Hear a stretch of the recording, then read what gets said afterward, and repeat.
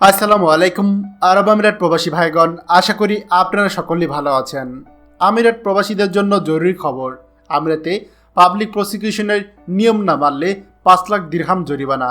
সে বিষয়ে বিস্তারিত সম্পূর্ণ ভিডিও দেখে বিস্তারিত জেনে নেওয়ার অনুরোধ রইল। সংযুক্ত আরব আমিরাতে পাবলিক প্রসিকিউশন লাইসেন্সবিহীন অনুদান সংগ্রহের বিরুদ্ধে হুঁশিয়ারি প্রদান করেছে এবং পবিত্র রমজান মাসে যারা অভাবীদের সাহায্য করতে চায় তাদেরকে আইনি চ্যানেলগুলো অনুসরণ করার আহ্বান জানিয়েছে। বিনা অনুমতিতে কারো কাছ থেকে অনুদান নেওয়া হলে জেল অথবা 2,50,000 দিরহাম থেকে 5 লাখ দিরহাম পর্যন্ত জরিমানা এবং এছাড়া আরও বড় ধরনের সাজা হতে পারে।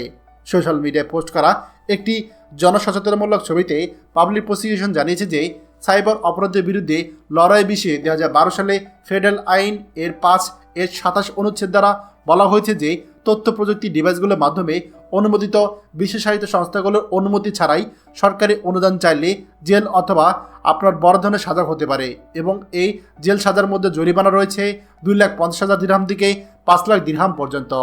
আর এদিকে একটি মসজিদে নিয়ন্ত্রণ ও রক্ষণাবেক্ষণ সম্পর্কিত 2018 সালের ফেডারেল আইন 8-এর অনুচ্ছেদ 8টি হাইলাইট করেছে যে এতে বলা হয়েছে কেউ যদি কর্তৃপক্ষের অনুমতি ব্যতীত মসজিদে অনুদান বা আবেদন সংগ্রহ করে তাহলে তাকে সর্বোচ্চ 3 মাসের জেল বা সর্বোচ্চ 5,000 দিরহাম জরিমানা বা একসাথে 2টি শাস্তি হতে পারে। প্রিয় আরব আমিরাত প্রবাসী ভাইগণ, আশা করছি আপনারা সকলে বুঝতে পারছেন আরব আমিরাতে পবিত্র রমজান মাসে কারো কাছ থেকে কোনো প্রকার অনুদান নেওয়া যাবে না। এই অনুদান নিয়ে আপনি যদি ধরা পড়েন তাহলে আপনারও এই জেল জরিমানা হবে।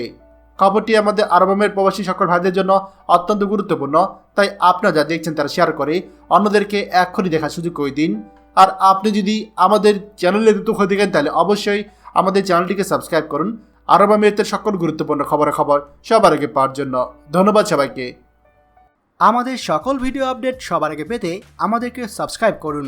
সাবস্ক্রাইব করতে সাবস্ক্রাইব বাটনে ক্লিক করুন এবং বেল আইকনটি চাপুন যাতে আমাদের কোনো লেটেস্ট ভিডিও আপনি মিস না করুন।